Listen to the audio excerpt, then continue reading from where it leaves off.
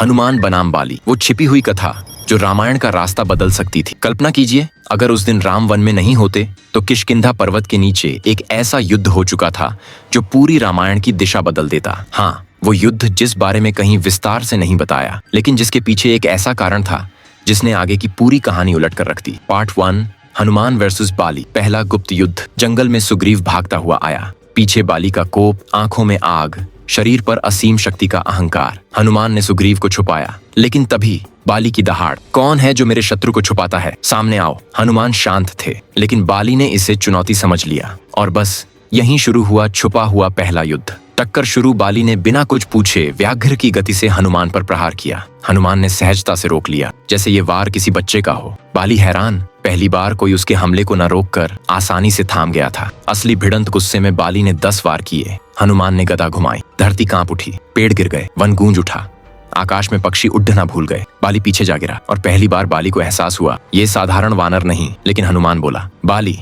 मेरा उद्देश्य युद्ध नहीं, सत्य है, वापस लौट जाओ। बाली का अहंकार यह सुन नहीं सका, वह युद्ध छोड़कर चला गया। लेकिन उसके मन में हनुमान को लेकर शक और क्रोध दोनों जाग गए। पार्ट 2, बाली वर्सेस सुग्रीव। घातक गलतफहमी का युद्ध। राम और लक्ष्मण उस समय सुग्रीव को सहयोग का वचन दे चुके थे। सुग्रीव घबराया था, मैं बाली की ताकत का सामना नहीं कर सकता। लेकिन राम को चाहिए था एक निशाना, एक मौका। इसलिए सुग्रीव ने बाली को आवाज दी। युद्ध शुरू। बाली दौड़ता हुआ आया, उसकी निगाह में सिर्फ एक था, सुग्रीव का अंत। सुग्रीव पूरी ताकत से लड़ा, लेकिन बाली का हर वार पहाड़ तोड़ने जैसा था। कुछ ही क्षणों में सुग्रीव की सांसें टूटने लगीं। अगर राम पेड़ों के पीछे तैयार न होते तो सुग्रीव उस दिन आखिरी बार सांस लेता। पार्ट 3, राम ने बाली को क्यों मारा?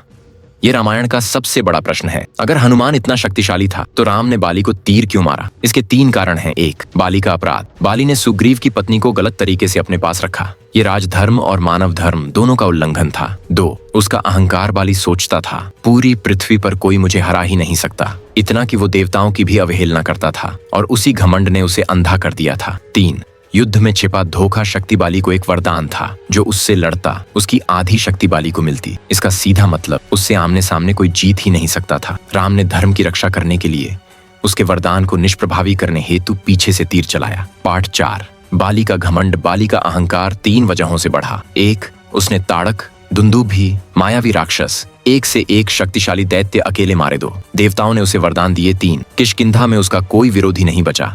जब किसी के सामने कोई चुनौती न हो तो अहंकार जन्म लेता है, और यही हुआ। पार्ट 5, अंतिम क्षण। राम का तीर बाली के सीने को चीरता हुआ गया। बाली गिरा और उसकी आंखों में पहली बार शांति थी। मरते वक्त बाली ने हनुमान को देखकर कहा, अगर तुम मेरे सामने खुलकर लड़ते तो शायद आज कोई तीर मेरी छाती पर ना होता। हनुमान मौन थे, क्योंकि उन्हें पता था शक्ति कभी अहंकार दिखाने के लिए नहीं, सत्य की रक्षा के लिए होती है। अगर आपको ये हनुमान वर्सेस बाली पूरी सच्चाई की सिनेमैटिक कथा पसंद आई तो लाइक दबाएं और कमेंट में लिखें जय श्री राम, ताकि मैं अगली बार और भी खतरनाक, रहस्यमयी महायुद्ध कथाएं लेकर आ सकूं।